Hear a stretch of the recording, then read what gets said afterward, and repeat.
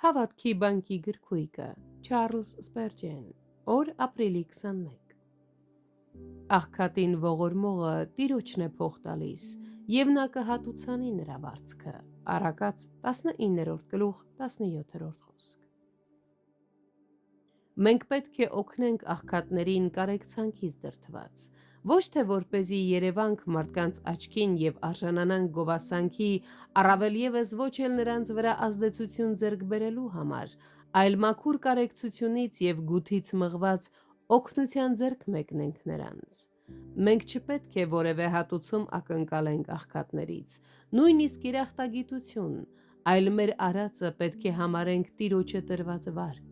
Նա է ստանձնում պարտավորությունը, և եթե մենք այս հարցում վստահում ենք նրան, չպետք է հույսներս դնենք մյուս կողմի վրա։ Ինչ պատիվ է Տերը մեզ շնորհում, երբ բարեհաճում է մեզանից վարկ վերցնել։ Երանելի է այն մարդը, ով այդպես վարվելով Տիրոջ մեծ բարեհաճությունն է վայելում։ Սիրելիներ, եկեք հաջորդ կարիքավորին, ում հանդիպենք, օգնենք առանց երկմտելու։